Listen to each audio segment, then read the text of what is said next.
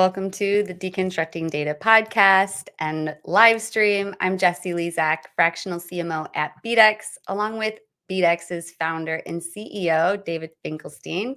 What's going on, David? Anything new? Hey, Jesse, I'm good. You know what's funny is I listened to a podcast today. I'm a member of Perplexity.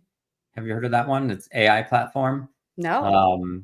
I don't know. It's just another one of those AI platforms. But what was really cool today is they emailed me and they said that they have a new podcast. It's a 100% AI generated podcast. What? And it basically is like a bunch of like today's news in a podcast. It's like a 6 or 7 minute podcast, and they email it to you, and they emailed it to me today, and I got this link, and the podcast is 100% AI generated. So not only is the content AI generated based on whatever news is going on, and it summarized the news in 6 minutes or 7 minutes, and the speakers were both AI generated speakers, and it was pretty good.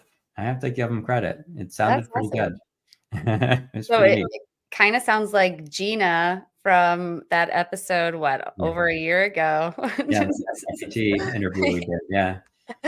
Yeah, but that was a little bit different, of course. But that's really cool. I'll have to check that out. What did you say it's called? Perplexity? Yeah, Perplexity. It's an AI chat platform. I don't know. It's pretty good, actually. I used it. I've used it a lot, actually. That and Claude those are my two favorites that I use. Nice. Yeah, I haven't used those. I'll have to check them out. But today we have a really awesome guest to talk to. This episode's been a long time in the making, and we're excited to have on Amanda Sherry. She is the Director of Marketing at Western Computer. I'm going to go ahead and bring her in. Welcome, Amanda. Hi. Thank you so much for having me. I'm very happy to be here. Awesome. We're happy to have you here today, Amanda, as well. And we'd love for you to kick it off. So for any of our listeners that are not familiar with you or Western Computer, would love to have you give a little background about yourself, tell our audience about you and how you came to become Director of Marketing at Western Computer, and a little bit about what you guys do for your customers. Sure. Great. So I'm Amanda Sherry. I'm the Director of Marketing, as you said. I have over 15 years of marketing, public relations, and communications background. Started off my career more on the advertising side, really fell in love with design, but knew I was not as proficient in Photoshop as I should be, but really had a strong desire to connect with people and the way the mind works. Originally was thinking of going to school for psychology, but then kind of geared towards that. So I wanted to join my creative and that need for human behavior together.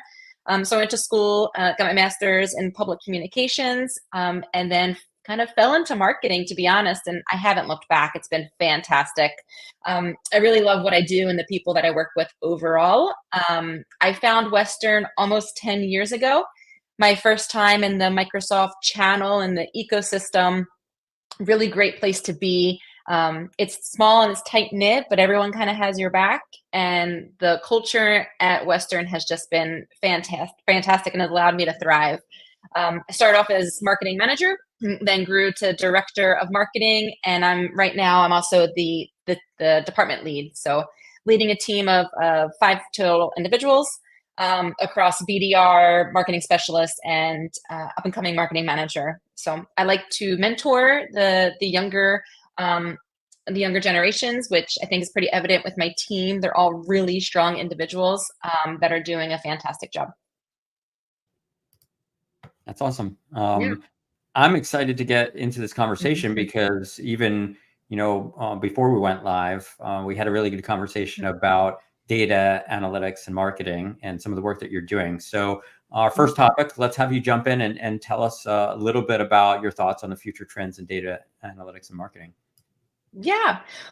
So I forgot to give a little bit about Western overall. So Western is a Microsoft Cloud Solution partner. We specialize in Dynamics 365 and Power Platform solutions. So we implement service and support, Dynamics ERP and customer engagement applications, as well as the Power Platform applications, including Power BI. So some of those hopefully sound a little bit familiar.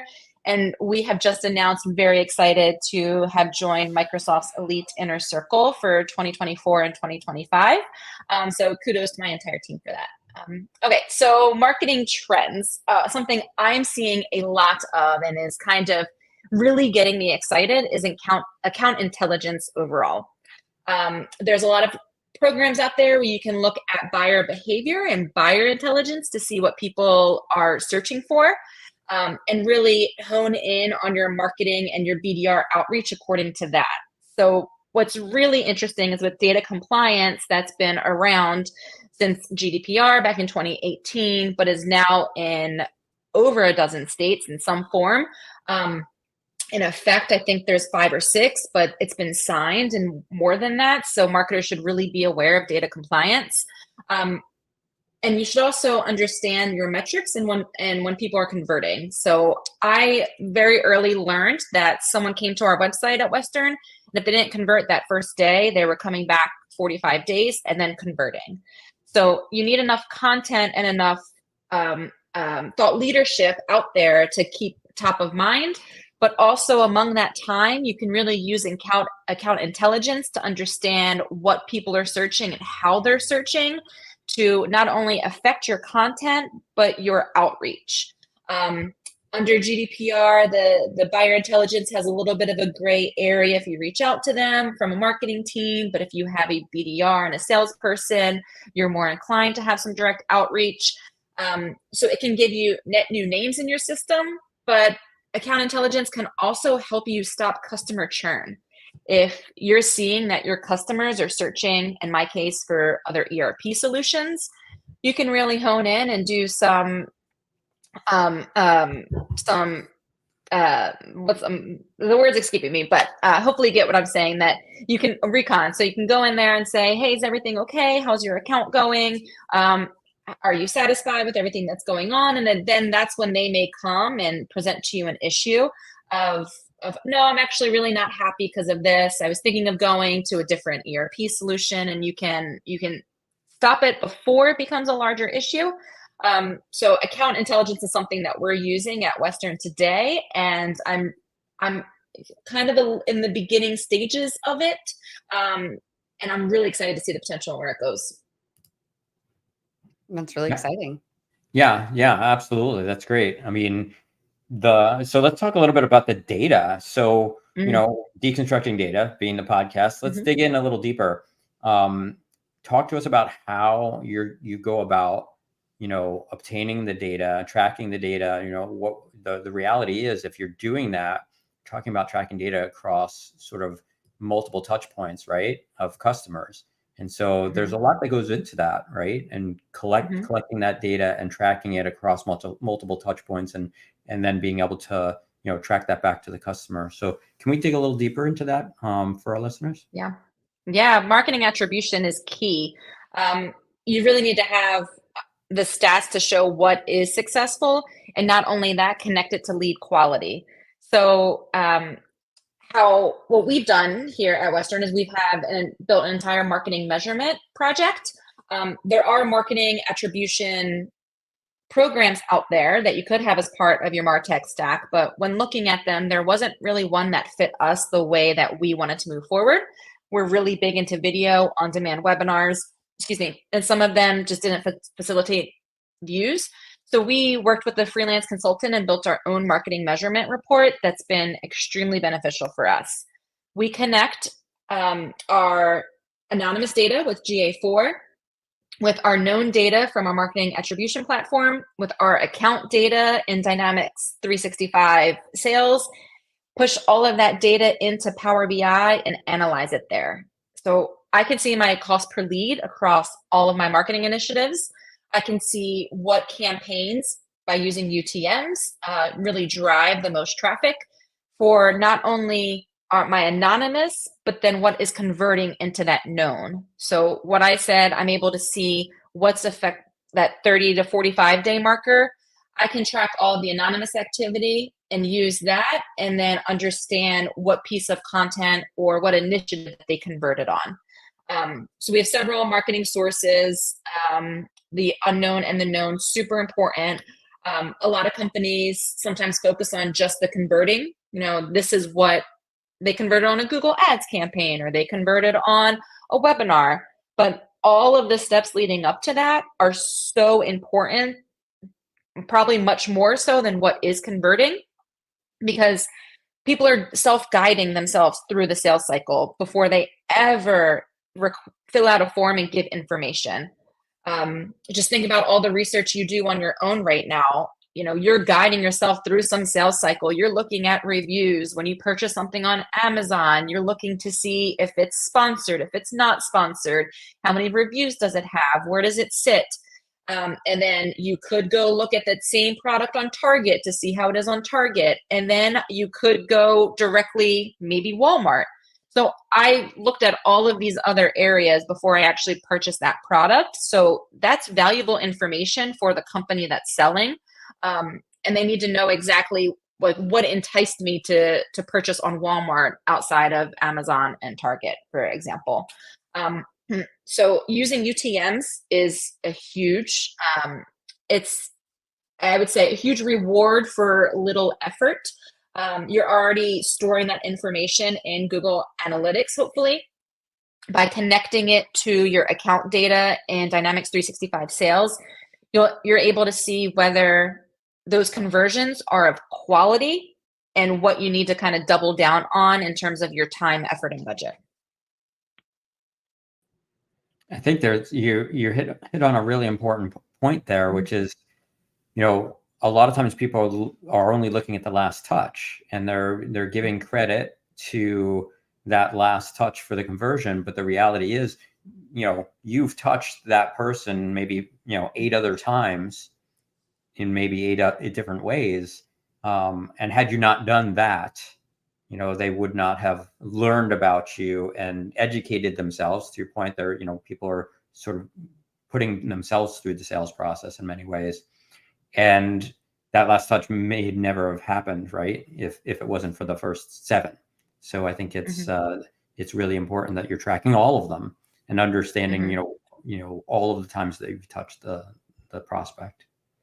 Yeah, a lot of times Exactly. businesses don't even realize they've got people coming to their website and reading stuff, and they haven't filled out the form. And, it's just, they're just on your website. So having the data, that's another example of like getting that first touch attribution data. Yeah. I think one of the unfortunate trends of, so you did mention the digital world, right? It's so hard to clearly state how someone first found you, sometimes, because it's such a digital world that we live in, and there's so many different ways in which we can reach out to people now. It's not as cut and dry as it was before in terms of direct mail or email or cold calling. There's so many other ways in which someone can come across your brand. So one of the unfortunate trends, which is a little bit disheartening sometimes, but there are ways around it if you have the right integration between a lot of the programs, is that attribution is going to get harder. Social media impressions and views, they're hard to relate to, right? If someone's looking at a YouTube video and they see you on the side and something remains top of mind, they may come to your website days later. That may look like direct to you, but it's really YouTube. Yeah. Social media impressions throughout the scroll. If people are scrolling and look at something that they really like, they may stop for a few seconds, but not necessarily engage with your post. AI is changing the game across the board. If you look at Google now, Google's really trying to become a destination more than a search engine. So Google is answering questions. They're showing you things that you can buy directly from Google without even going to other pages. They're trying to answer all the questions to keep you on Google. That is partly because they are trying to sell ads too. So they're looking for an impression. They are a business. But with AI making things a destination, it's really important that you're tracking everything you do holistically, and that you're not siloing your own campaigns yourself and just saying, oh, this email campaign to that blog article, that's really what did the mark. Well, where else were you promoting that blog article? Where else were you just socializing your brand? Did you go to any events? Events have always been pretty cut and dry with an ROI in the past. Sometimes it's not always about the leads you get from events. Sometimes it's more about, net new names from an event. Sometimes it's about progressing the leads that you already have. So it's really important within all of your data and the deconstructing of the data is that you understand where people are coming and how they're converting, but that information is not always as black and white because data attribution is getting harder now than it ever was before. 100%. I couldn't agree more. Yeah. I love that you use deconstructing data in that description too. Totally. I thought you would. I'm a marketer, right? Yeah. Like dark social, is the term I think of. We've got people who might scroll and watch this live, and maybe they'll watch it live maybe 37 times before they actually go search for BeatX's website or search for the podcast. Or they see just different glimpses from different other places, and attribution data isn't going to track that. Same with like the podcast. We'll see, particular episodes had hundreds, maybe thousands of views. Well, we don't know who those people are. We only have that data if they download it. So then there's people in the cloud just like, so it's like, yeah, that's a great example of exactly what you're saying is it's so hard to get that attribution data. And I just find that it's helpful to ask customers open-ended. How did you hear about us? Yeah. I mean, I've absolutely had conversations with people that, became customers and just in passing, they happened to mention that they, saw our podcast a long time ago. And it's like, oh, wait a second, I thought that they came in through this channel, but now he's telling me he saw the podcast. So, reality was he may have heard of us in the podcast first. So, sometimes you have to have those conversations to really, get down to the truth of exactly how did they find you. It's true because even when you first ask them, they might say Google because they'll hear you on the podcast, but then they'll go search you on Google. So it's psychology. It's so hard to understand. But let's move into our next topic, Amanda. Polarizing beliefs in marketing and the power of SEO. Could you kick us off here? Yeah, I think the power of SEO is a polarizing belief because people think that you have to, it is time consuming and it is an effort, but people think that it's so long term that they need immediate results, and that the immediacy is where they should put their dollars and their effort, and they should run Google ads, for example, instead of focusing on organic SEO. I was a victim of that early in my career, and I ended up contracting with a Google Ads partner that had me do everything very siloed. Google Ads had different pages than our organic SEO, and it was just a mess all around. And ever since that time, I vowed that I would always keep enough SEO knowledge to have intelligent conversations with whoever we were partnering to do our SEO. So I fully believe in the power of SEO because I have the metrics and the backing to prove it from that marketing measurement report that I referenced earlier. Our organic leads, those that are both first touch and converting touch, are higher in quality than majority of the other efforts that we do. So I don't stop those other efforts because, again, attribution is getting a bit harder. So I continue with them. But we really hone in on our website and trying to make as many SEO updates as possible. We do tech audits regularly. We have always been a huge believer of writing for a person and not a bot. And that thought leadership stance, them coming back to us 45 days later and really staying top of mind, that has fully tracked with Google's EEAT release, where they're prioritizing experience, expertise, authoritativeness, and trustworthiness. And that's what we've been about since we launched our new website. So with all of these changes and the new algorithms that Google releases, it's not hard for us to stay on top of it as it is some other sites, because we've really have tried to fully appease our visitor and speak to them as an individual first. And I think that that helps from the organic SEO part. Yeah, I agree. Engaging content for the Mm. person, for the individual, um, is important. And I think, and that might even, I think, transfer over a lot to sort of this new AI search environment, right? Because in the AI search environment, people are searching for, or they're asking questions, and the answers to those questions are often in that engaging content. And so I think that sort of mechanism of continuing to provide engaging educational content is something that will carry over really well in the AI sort of search world. Mm-hmm. Yeah, Yeah, for definitely. sure. And Cool. well, anything else on the power of SEO? Like, what would you say, Amanda, about YouTube and all of this?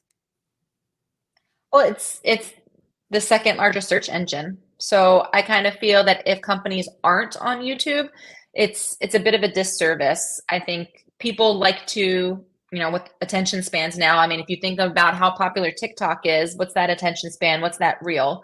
Our attention spans are decreasing. People are multitasking because they have so many different um, screens and platforms at their fingertips. I mean, just in my office alone, I have 2 monitors, tons of windows open, tons of screenshots, because again, I'm a marketer and we live on screenshots. I have my phone next to me. So while I'm very honed in on this conversation, there's a chance for me to get distracted and go elsewhere. So YouTube and having video and really engaging content is key for a lot of businesses. It's again the second largest search engine, and it's another Google product. So obviously, Google is going to interject and include their YouTube videos earlier up in the search engine, so that if you do go to Google or do go to YouTube, you're staying with Google. So that's how marketers should really be thinking about this, and when they're releasing different types of content. YouTube is fantastic, not only for the search engine part of it, but the the recommended content on the right hand side for driving your own content and linking back to YouTube as a strong domain authority and as a strong backlink. It's just pretty beneficial to the strategy overall.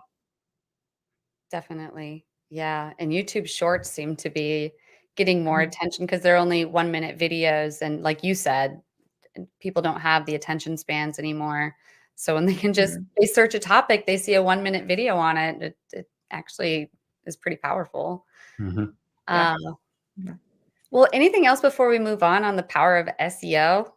I know AI is definitely going to be changing, and I liked your point on that, David, because it does. And I think that maybe that's why it's polarizing, like you were saying, because I don't think people understand that SEO still is important, even though yes, ChatGPT can do a lot of writing for you. Um, but I guess we'll just transition on then to the next one, which is all about Microsoft Space. And you were telling us Yeah. pre-show, you're a Microsoft Teams person. They're like totally into the ecosystem. So talk to us Yep. about data-driven marketing in the Microsoft space. Oh my gosh, I love everything Microsoft. We use all Microsoft, obviously, since we are a Microsoft partner, we use all Microsoft products ourselves here. And that's been really great and helpful. I mentioned Power BI a couple times. Um, so for me, I think data-driven marketing is even more important in the Microsoft space, excuse me, because it is a small ecosystem. There are several partners there, but we're also, from an SEO standpoint, competing with Microsoft themselves. Microsoft has a very high domain authority and has a lot of investments in a lot of different videos on YouTube. So, very strong from that characteristic. There's a lot of partners out there. And typically, there's not a lot of resource churn at these partners because it is a great place to be and we're our own little community. I actually am involved, a part of a networking group of Microsoft partners and ISVs, and though sometimes we're selling the same things, but we really help each other out. And we really kind of wrap our hands around each other and help us through different questions and projects. So I really love that. I think it's important for Microsoft marketers to have that data-driven side, because very typically they're small marketing teams with small budgets. Outside of the really large partners, marketing teams are usually under 5 people. Marketing budgets are smaller percentage-wise than what you would find from other large B2B or B2C companies. So it's a very competitive landscape overall when you're thinking about the resources and the seats, and when you're thinking about the budget and the teams. So if you use data to back yourself and prioritize what you should and should not be working on, and take the marketing analytics and connect that into your lead quality and hone in on what leads are converting and what leads are driving opportunities and driving sales, you're going to stand out as a marketer in this space, hands down. A lot of partners don't have that ability and that visibility to connect all of the dots. So having integrated programs and having all of the different tech stack that we do has really allowed me to show what we are capable of and show where we should prioritize our marketing budget, which has increased our leads dramatically. We just did a presentation to my company, and our MQLs are up 84% from year over year. So now we're really focusing on driving those MQLs into SQLs, and that's our marketing focus. And I've been able to drive those increases with my team for those MQLs because we analyze the data on a monthly basis. We're looking at where things are coming in, where things are dropping off, what is working, what's not. If we get a feeling that something is bringing in spam or leads outside of our target geo, we immediately run reports, look at the data to back it, and then contact our SEM vendor and flag it and say, hey, it's only been a couple of weeks, but we're seeing a huge increase here. And this is the data to show it. And they've taken that data and they've gone to Google and say, this is what our client is seeing, and this is why they're not supposed to be seeing that data. So I think it just helps you be a very proficient marketer. It helps you prioritize your time. And it really helps you solidify your worth in a pretty small space. That's great. Did you say in a pretty small space? The Microsoft ecosystem in general, the Microsoft partner ecosystem. Okay, I was going to say, I think of the Microsoft ecosystem as a huge space. I meant that like the Microsoft partners and like the Microsoft job. So in terms of, kind of making like a bit of a name for yourself or understanding, it's very common at Microsoft events to hear from the same marketers a lot. And as kind of be the new up and coming kind of next generation, it's important to have the data that backs everything that you're doing. So not the Microsoft sales ecospace, more of the resourcing and the partners themselves. That's awesome. And to your point, it sounds like to me like you guys are eating your own dog food in a sense, right? I mean, it sounds like you're implementing a lot of the work, a lot of the analysis that you guys are doing as a company, is work that you would do for your clients, right? And so you're proving that it works, and that's impressive. And I think that as a customer looking in, I think that's a great presentation to be able to say, look, we're doing all of this, we're using all of these tools, we're analyzing it in Power BI, and we can help you do the same and be more effective. Yeah, it's funny you should say that, David. I've actually been asked to record a video on just that, how we're using our own systems and how it's been effective for a small marketing team and how we've seen the improvements of it.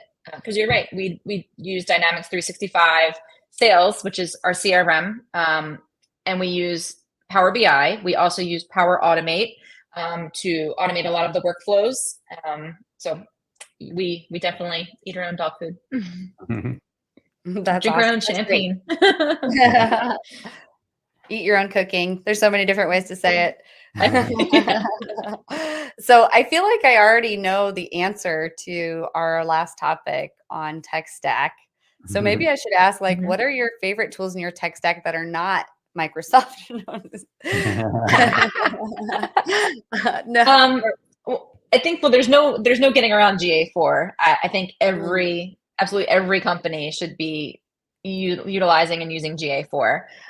That's great to track anonymous activity. You can track UTMs in there very easily. So that's a great starting point, hands down. We use we also use Uberflip. So that is where we host our content. So our content hub is in Uberflip, which Uberflip has recently, I think, been acquired by Path Factory. So instead of all of our content being siloed, so our YouTube videos were on YouTube, our on-demand webinars were someplace else, our blog articles were on one landing page, sales sheets on another, case studies on another, is all very siloed. And that was problematic because we were finding that people were coming to our website and wanted to look for industry related content. That those are the landing pages that they were going to.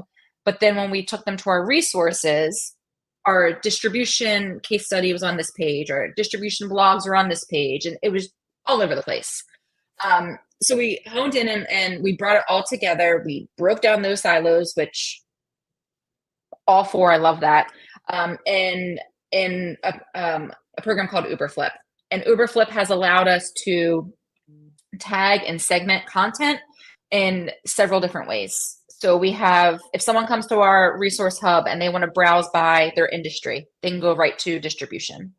If they want to browse by what product they're interested in, they can come to our website and look at Dynamics 365 Business Central. If they want to look at, if they do want to look at blogs or on-demand webinars, we still have, they can do it by type. We've also launched by persona. So if someone on the finance team comes to our website and they want to see finance related content, that's all there and for them. So going back to the SEO, it's really important that we did that in a way that didn't have duplicated content and we weren't working against ourselves. And so we didn't want that same blog to be posted 5 different times and Google look at that as duplicated content 5 times and then penalize us. So this program allows us to say, this is the originating point of that piece of content. Anything else where it appears is not duplicated. So it allows us to really give a seamless content experience for the visitor while allowing us to have that strong SEO backing that is super important, as we mentioned earlier. So Uberflip, Dynamics 365 sales, huge one. CRM in general is really big for marketing teams to get in there and to understand and to really look and analyze lead quality. Lead quality, super important to fully connecting those dots. Marketers need to get out of vanity metrics. I no longer look at page views. I no longer look at time on page. I'm looking at how people are coming to us, where people are converting, whether that conversion was a quality. And if it wasn't quality, then I stop that campaign immediately. And then I hone in on my efforts and really double down elsewhere. All of that in Power BI. I know it's a Microsoft program, so I apologize, but Microsoft Power BI has allowed us to really facilitate campaign targeting.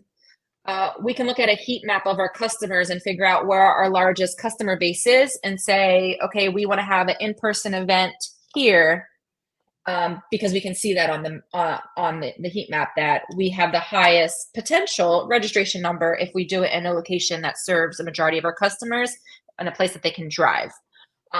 So that's how we've done a couple of our smaller in-person events, and that's been really great. It also allows us to segment and target and understand our titles that we have the most of, so we can determine, all right, this is our top priority from a marketing standpoint, a marketing campaign topic.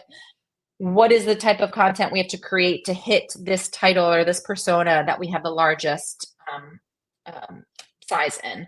So, and then I really love just watching, looking and tracking cost per lead. It's really cool when you see all of your efforts coming together and you see that cost per lead ticker go down. I love it. It's just such a point of satisfaction among the team. Mm-hmm. Absolutely. Well, thank you so much for sharing that. And that's all really great information. I don't think I've ever come across anyone who's used the full Microsoft ecosystem the way you do. So that's really great. Yeah. And I've never heard of Uber Flips. Is that what you called it? Uber Flip. But I do believe that they just got bought up by Path Factory. Oh, okay. By who? So yeah, Path Factory. Path Factory. I believe. I'm hoping. Yeah. We've been with Uber Flip for years. They've been a great company to work with, and a great program. They helped us in terms of the SEO when we first launched. It was fantastic. They have a sales enablement portion. So it's a program I'd recommend. Yeah. Very cool. All right, cool. Always learn something new. There's other programs that I've used. There's other programs that I've used in the past, like Hotjar. Hotjar is awesome. If you're starting out a website and looking like where people are clicking and heat maps, if you don't have that built out in GA4 yet, it's a bit of a really great entry point to understand how people are on your website and where they're interacting. The more experienced you get with GA4, some of that information is also there, but it takes some building out. Absolutely. And then, you can work with a tool like BDEX to find out who are those people that are, visiting your website. Because you're right. Like you can sit there and you can look at what they're clicking on all day, but Hotjar is not going to tell you who they are. And a lot of tools won't even tell you who they are down to the household. So that's sort of unique that, BDEX is doing some really cool things there, but yeah, I digress. That's that account intelligence data. That is a huge trend. That data is going to be so impactful moving forward. Totally. Absolutely. So in closing, Amanda, would you like to tell listeners how they could find you after the show? Yeah, I am on LinkedIn fairly often. So my maiden name is Amanda Wells. So I believe my URL is under my maiden name. So yep, Amanda M. Wells. So LinkedIn/IN/Amanda M. Wells. Feel free to reach out and connect with me there. You can also go to westerncomputer.com. We have a website chat that is run by our team. It's not AI powered quite yet. So you can connect with myself or anyone else at Western through our website chat, or even fill out a form and just say you'd like to get a hold of me, and I'll be glad to respond. That's awesome. Well, thank you so much for sharing all of that. And thank you so much for joining us. Yeah, we appreciate you taking the time to join us today. We've had a great episode, and we hope to be able to chat with you again in the future. Yeah, thank you so much for having me. I'd love to talk about data anytime. Absolutely. And real quick before we go, we just want to invite our audience members to get powered by BDEX. You can simply build authentic connections with your audience and drive unprecedented engagement. Just imagine using the power of AI to build your audience. Finding product market fit as a marketer is a lot of the time half the battle. So just imagine taking AI and having it study your existing customer data and helping you find more customers like them. So we want to bring you closer to your marketing goals with your data, and we're eager to guide you. So just simply visit bdex.com, or I'll throw the QR code on the screen. If you are watching this on video, you can scan that and click talk to an expert, and we would love to talk to you about what you're working on. And for those curious about deconstructing data, we're always looking for new guests. Right now, we're booked through mid-December. So, we've got a lot of people who have suggested different people who are really interesting. So if you're listening to this and you are someone, or someone who would be a great fit for the show, be sure to email us at info@bdex.com. And if you want to learn more about our audience and the potential to sponsor, you can send an email to that same address at info@bdex.com and share your qualitative data with us so we can make this show better for you. But thanks again for joining, Amanda. Thank you so much. Have a great night. You too. Bye. Thank you.